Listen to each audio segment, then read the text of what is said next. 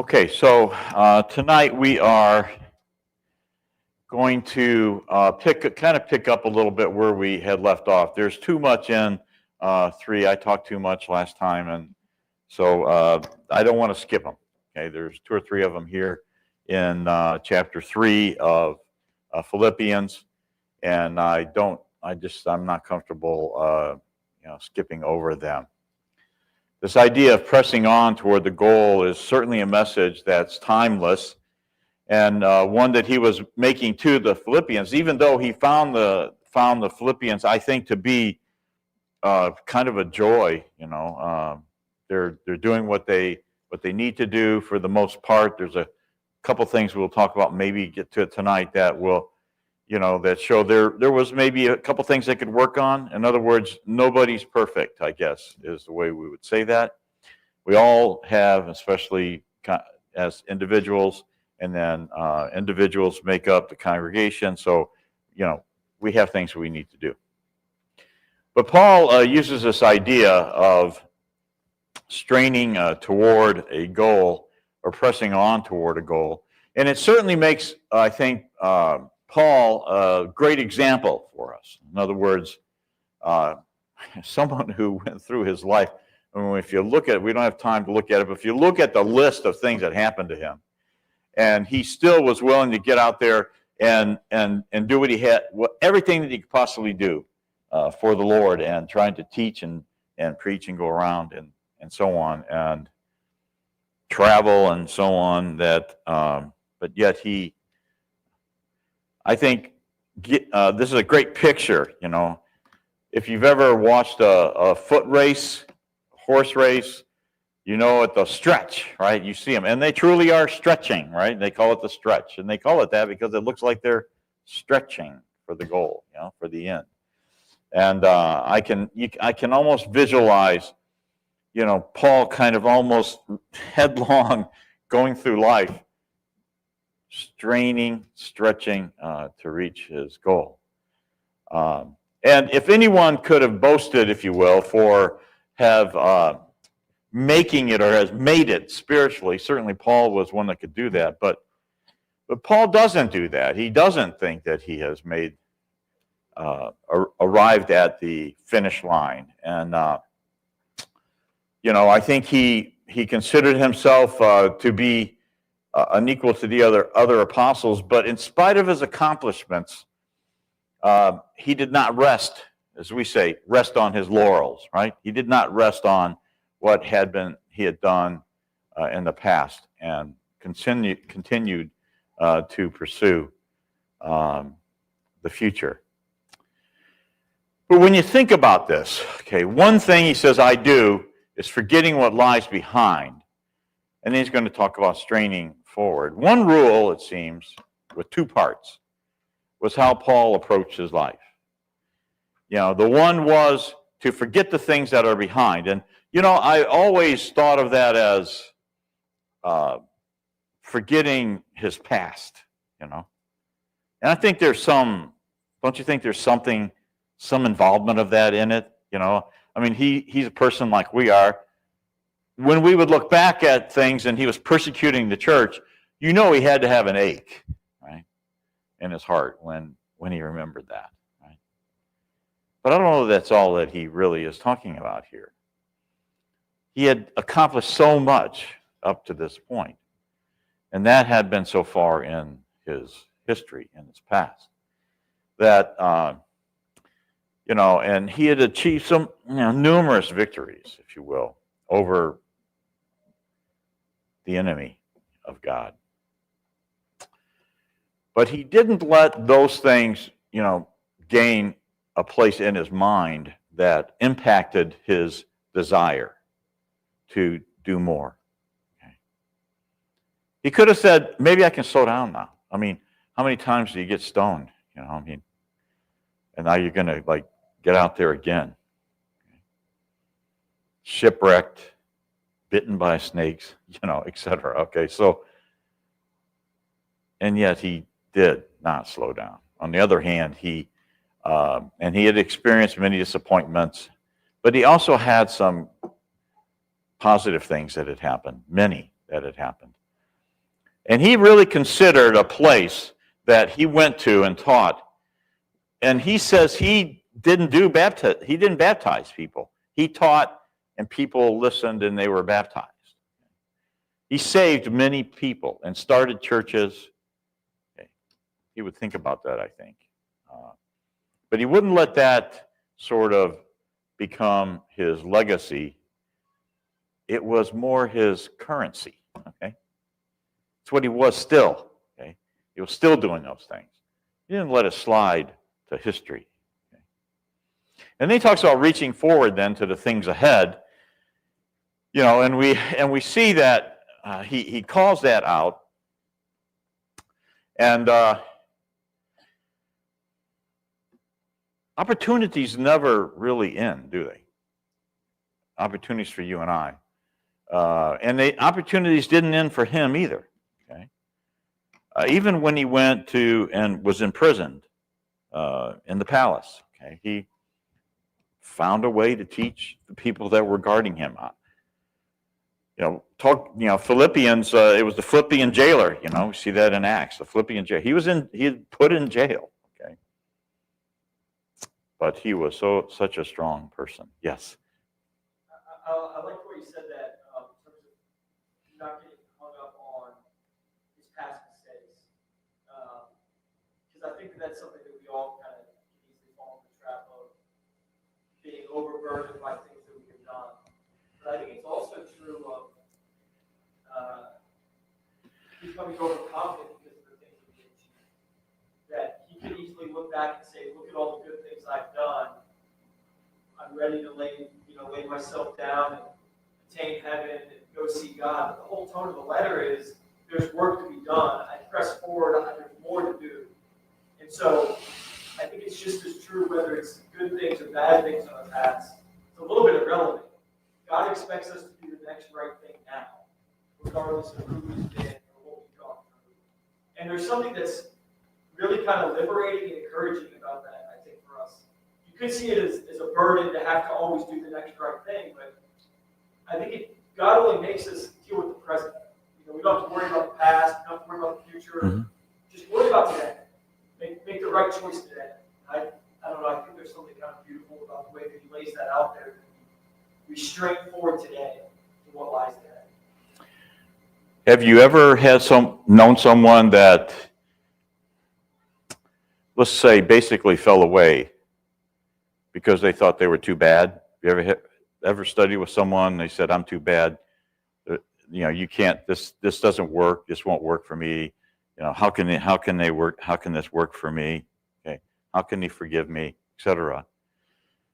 And I knew someone that basically that was his reason. Okay, he came, he learned, he was baptized, but he couldn't hold the past. He couldn't leave the past where it belonged. And yeah, he had not lived a great life. Okay? And yet he could have left that behind. He did not. It just took too much of him. That took too much of his thoughts.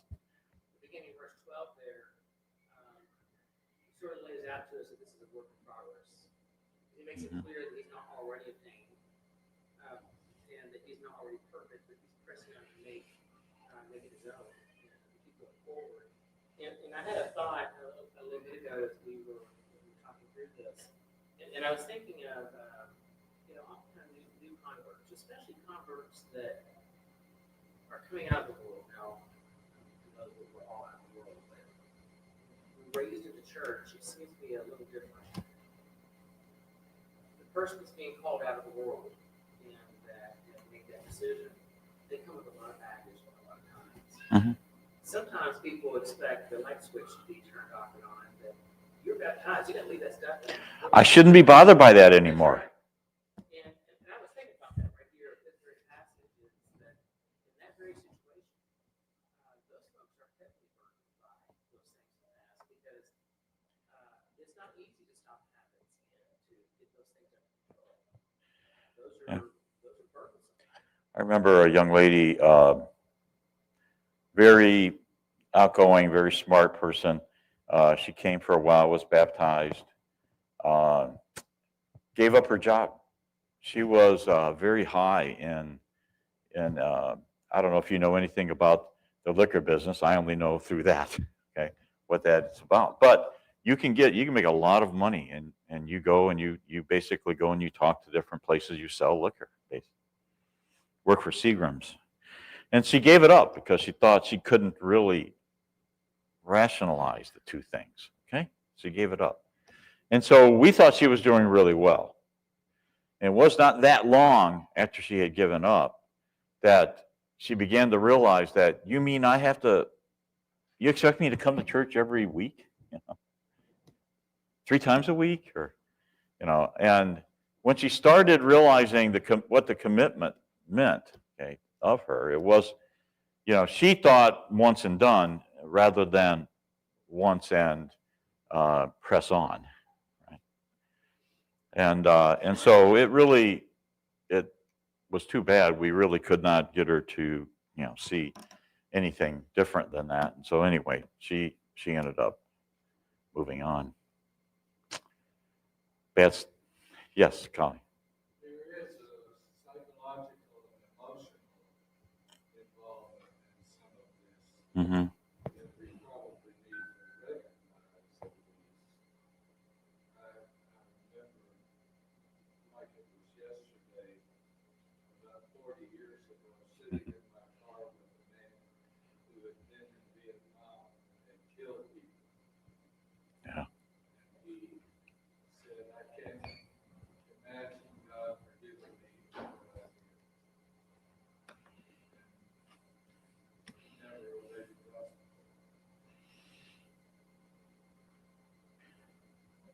It's the world. I mean, the world has such a great weight, tug, if you will, concerning that. And I knew many people, of course, in my age group, many were in Vietnam.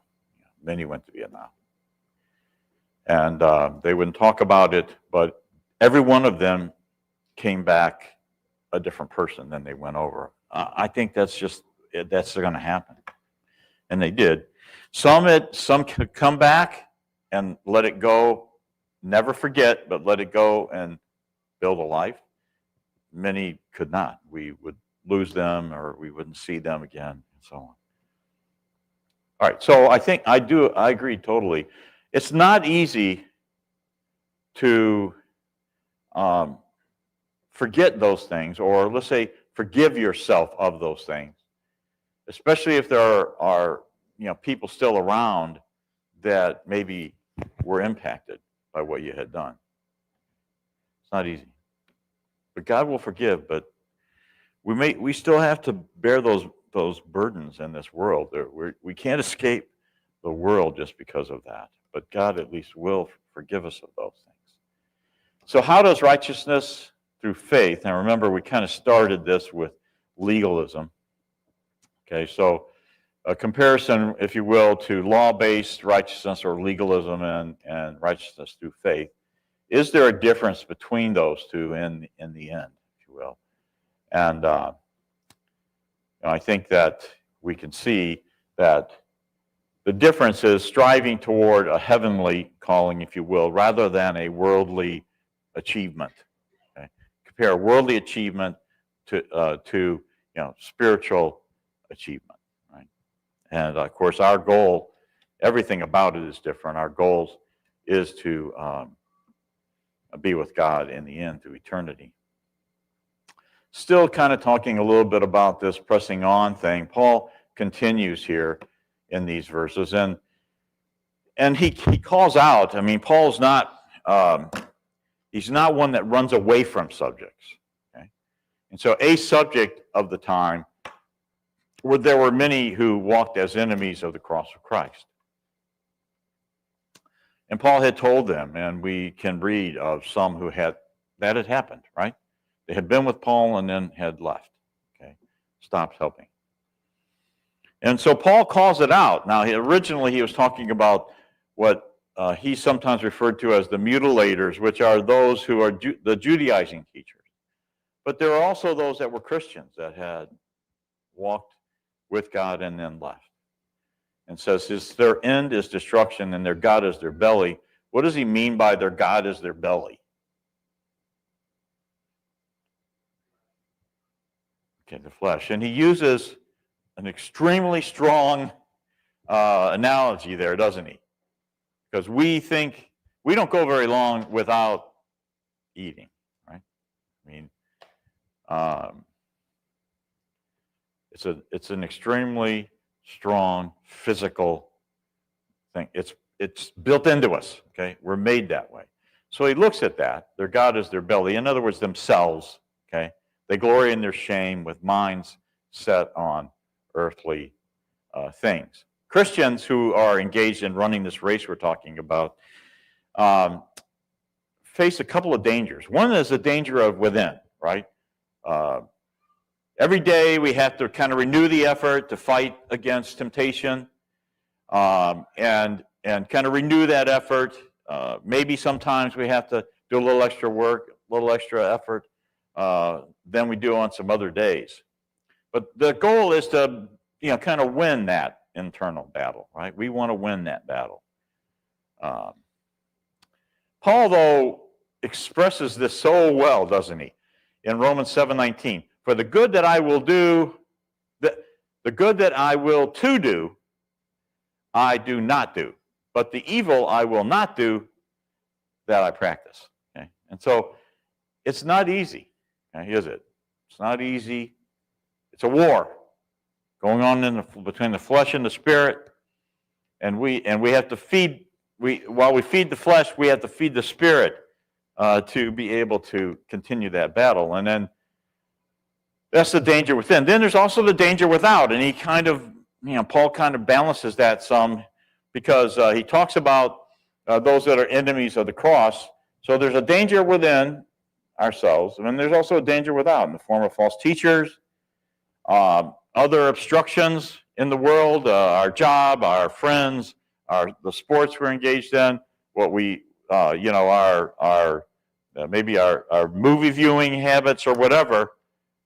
There is a danger from without that can become then an internal danger for us, right? Depending on how we deal with it.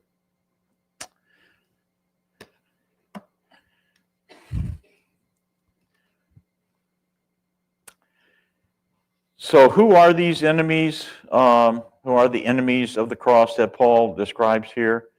We're not going to name them all specifically or even all their categories, but we do know it's those whose minds are set on earthly things, right? Their God is their belly. Okay, and who do they make? Who do they use to satisfy their appetite in this world? They can become our God, right? And that can become, activities, people, just like that young lady who left that one job. It could become your job, right? And the things that we might be asked to do. Maybe it's the time commitment, Maybe it's the people we have to associate with. All of those kinds of things we kind of, balance. It's called being a Christian, isn't it? It's what we have to do to be a Christian, to balance those things.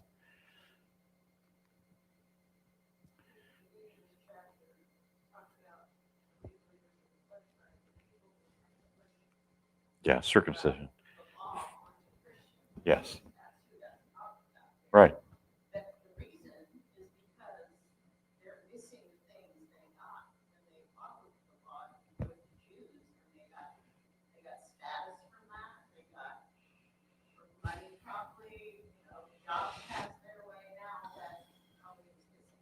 Mm-hmm.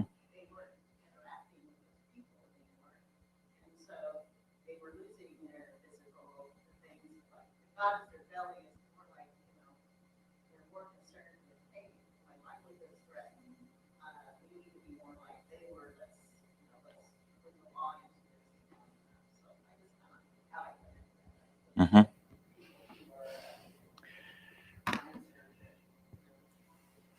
Now, one of the challenges today is that there are religious organizations that have great hierarchy, right? And it's kind of similar to, advancement during the law. They made their living from it. They got their wealth from it. They got their accolades from it. And when you now have the New Testament and you have a flat organization, okay, and those things go away, and God's really the only one leading, and they get cut out now, right? All of those that. So that's sort of still the idea of their God is their belly, isn't it? From that. Okay, then Paul goes on. He says, our citizenship is in heaven, and from it we await a Savior, the Lord Jesus Christ, who will transform our lowly body to be like his glorious body by the power that enables him even to subject all things to himself. It's a gift, isn't it?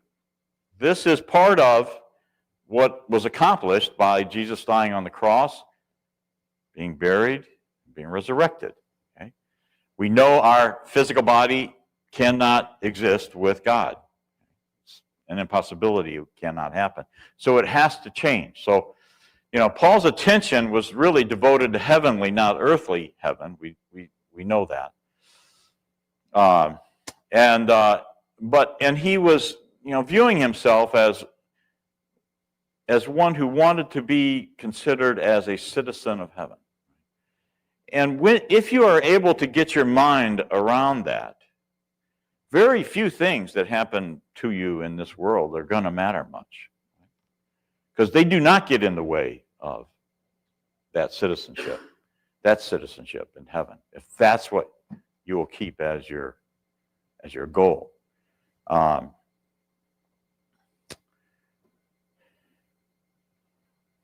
me see if I can get a couple more out of there. So Paul is kind of describing how we exist, if you will, in this world as an endurance race, right? An endurance effort. And I think Paul hoped to be taken from the earth to live with his Savior, and we already saw him kind of play that out in his mind.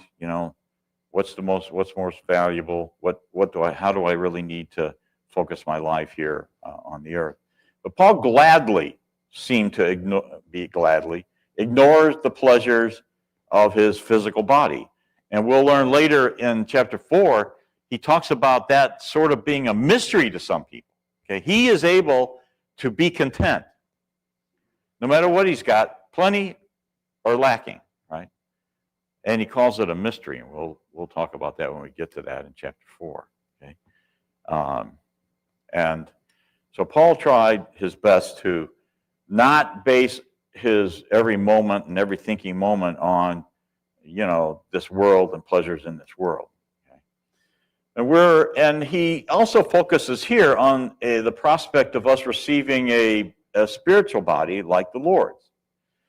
And our physical body begins dying the moment we're born, and eventually it will be gone. We'll need another body, won't we? If we're going to inherit a place in heaven. And so he's going to, we are going to be able to look forward to that.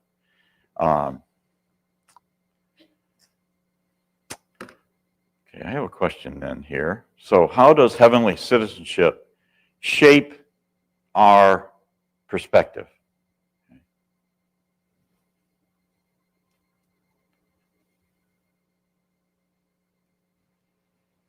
You can't go with the rule.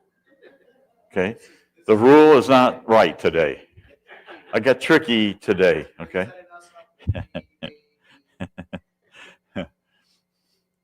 But it shifts our focus, doesn't it? That's how it helps, right? Yes. Sorry to slow you down again. I think there's a really interesting kind of conundrum that Paul's created here in this letter. Because he talks here specifically about our citizenship in heaven, from which we await our Savior, transform our lowly body, like this great, beautiful thing that we're striving for. And yet, in chapter 1, his point is better to stay here and work. Yeah. And so, as much like it's like this interesting relationship between we have this hope that makes everything okay. God will take care of us in the end. But because we know God will take care of us in the end, that empowers us now to serve Him fully and give ourselves completely over to this life of service of the gospel. So much so that we don't even need to go to heaven because we're working here. That's what we want to do because we care so much about the work that we can accomplish. So there's like this really kind of interesting conundrum and tension that He's created because of how great heaven is. And yet at the same time, we are like Christ who gave up heaven to serve on earth and have this mind in you which is in Christ Jesus and submit yourself to others and all those things too. It's kind of interesting. He kind of dumps that conundrum in our lap too, then, by saying that, doesn't he? I think we get it. I don't think it's a stretch for us to realize this body is not going to, make it beyond this world. Okay, and it's going to need to be something else. I know there's probably no one here that doesn't want to know what that's going to be. Okay? Unfortunately, we're not really told exactly what that's going to look like, but it's going to be similar to the body that Jesus and God has, right? When we're done.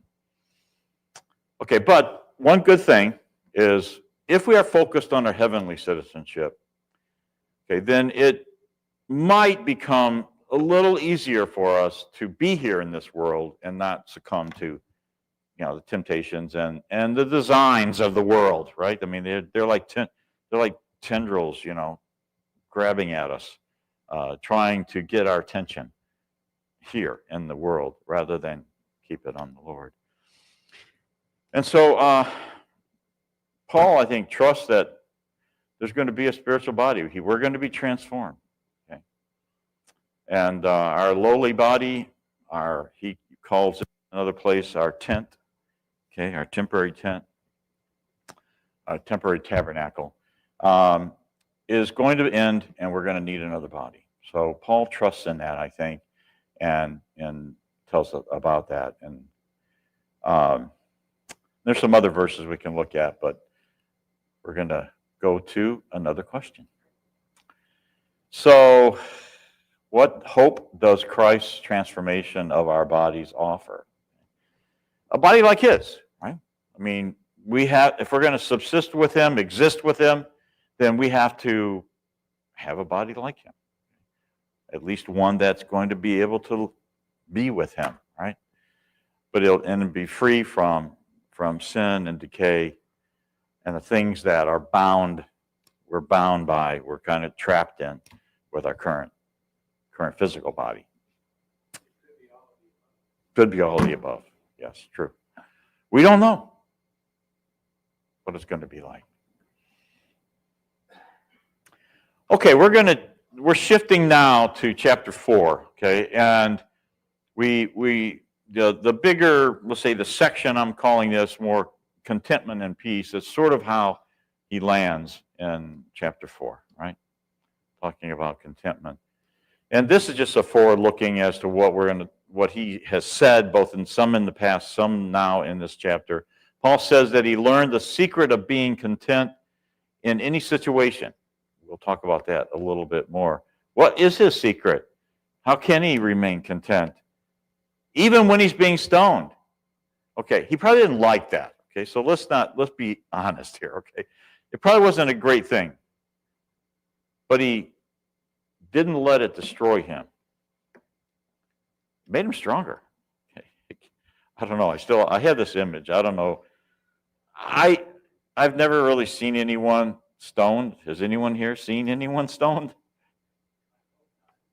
I hope not. It's got to be horrible, And they try to show it in movies and stuff like that, and I'm thinking, okay, so they're not going to be throwing pebbles. Let's leave it at that, all right? Because they're trying to take this person's life. And so Paul here, he gets stoned and he gets up and he walks back into the city.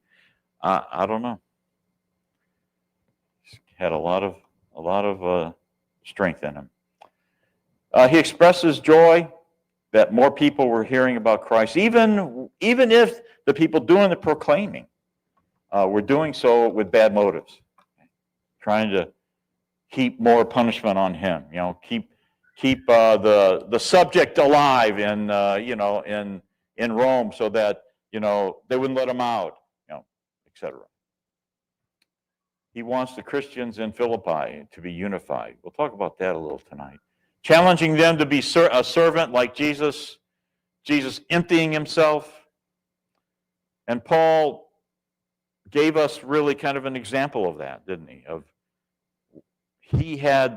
He was an advanced, let's put it, a leader, if you will, in the Jewish faith, and yet he was willing to give it up.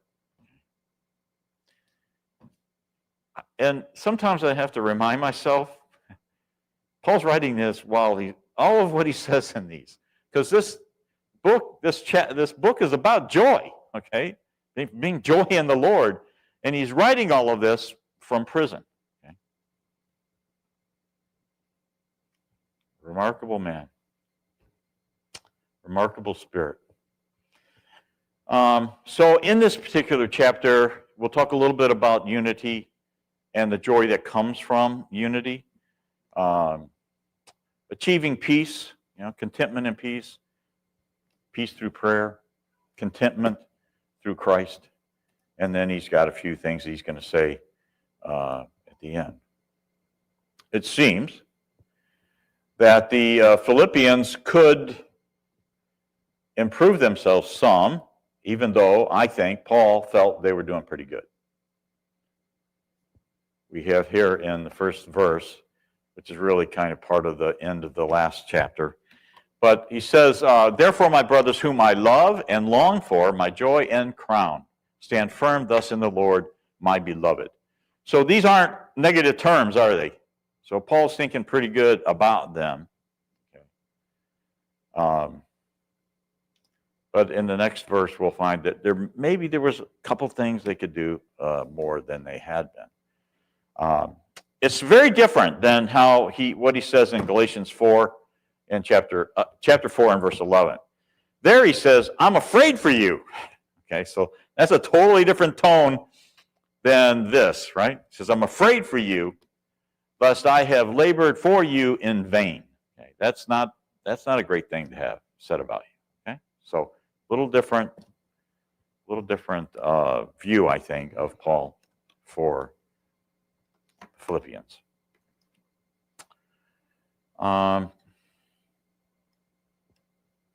Okay, we're going to go on. And then he addresses some comments toward this Euodia and Syntyche. Is that how you say it? Close? Syntyche. Okay. And he says he entreats them to agree in the Lord. All right, so we really don't know what the difficulty was between them. Right? But we find later that they had worked together, so there was a relationship there. And back in chapter 2 and verse 2, it says, complete my joy by being of the same mind, having the same love, being in full accord of one mind. So I think Paul begins the book kind of with that idea, unity, same mind. And here at the end of the book, he's addressing some kind of rub between these two ladies in the church there, okay? And he also calls on someone, and Paul doesn't always tell us every single thing that we want to know, and so we don't really know who he's actually talking to here about his true companion. You can have some ideas about it. But he asked this companion to help these women. Okay? And, I think that when you look back in Corinthians chapter 1 and verse 10, remember what's going on in 1:10?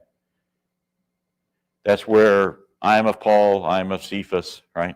Okay.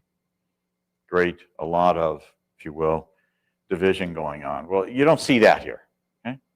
You don't see him calling that out here. So there was some kind of rub between them. The problem, the issue I think that Paul has with it is when you have two people or more in a group that is not agreeing, and we're talking about most of the time opinions here, that disturbs the work in that congregation, okay, when that's going on.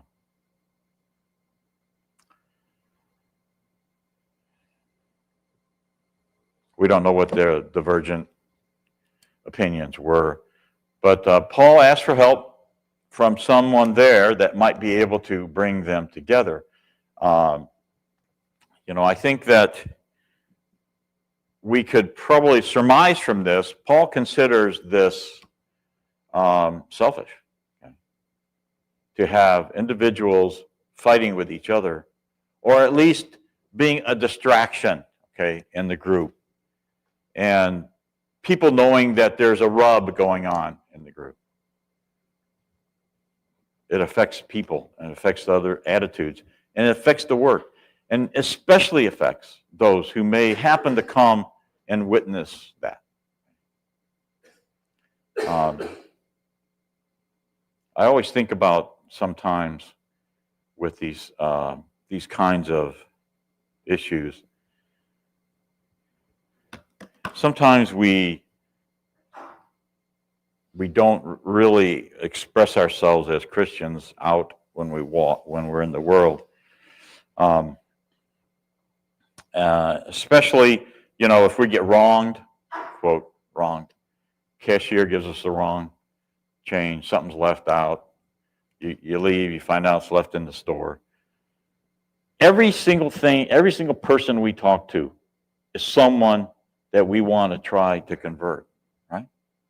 Every single person.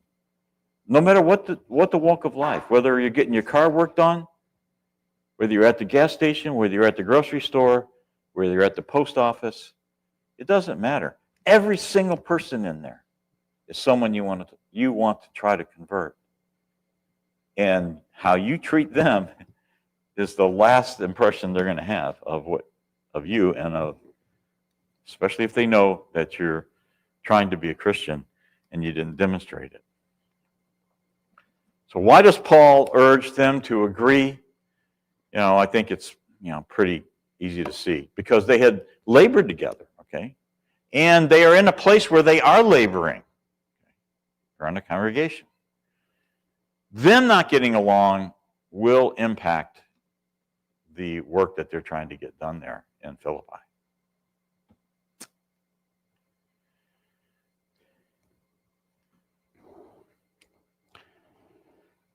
So as we continue, Paul kind of continues, or let's say returns to this idea of joy, rejoice, etc. And Paul does this several places, but I like sometimes the way Paul writes, where he says, "Rejoice in the Lord always. Again, I will say rejoice." Now, he had earlier said rejoice in this book. He often talks about the joy in the Lord. And so he continues, though, he tells us, let's say he kind of gives us the formula. I mean, what does rejoicing look like, And how can we ensure that we'll be in a place whereby we can rejoice in the Lord? So let's look at that a little bit. It says, "Let your reasonableness be known to everyone." Now, I like some of the other translations here. They translate it gentleness. It is used both ways, okay? But I like that term, gentleness. And this is kind of where I get the idea that when we are out and about, people are watching us and looking at us. And if we ever hope to convert someone, that they're looking at us and they're waiting to see how we're going to react to some things. So let's kind of watch that when we're out and about. But this idea of reasonableness, Also is translated forbearance. I think ASV has forbearance in there. King James might have moderation. I'm not sure, but moderation, forbearance, okay? Gentleness, reasonableness, okay? I think we know what that means, right? Yes. Well, in the context of these two women that had been at odds, let's just take a look at the idea of Christians being at odds with each other, and the world sees that. That would not be reasonable, or that's an unreasonable way to be. It's not tolerant, it's not gentle. In other words, we're wanting to impose our will on the other person rather than graciously defer to that person. And this is what the two women that were mentioned here needed to do. And so by extrapolation, we need to have that same kind of gentle, moderate, reasonable attitude toward each other. If we don't, it's going to go recognized by other people when they see us. A pleasant disposition, okay? We sometimes refer to that as what? You draw more flies with honey, right? In other words, we are to have a pleasant disposition, be gentle, be reasonable in our interactions with each other.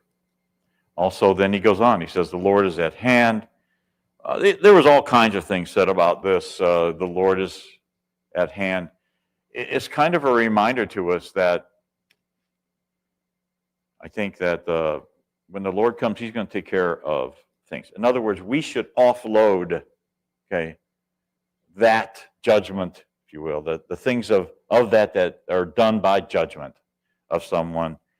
Leave that in the Lord's hand. Okay. I know that was 2 times, but okay. We'll finish up this because this list I think is an important list for us today, and so I thank you.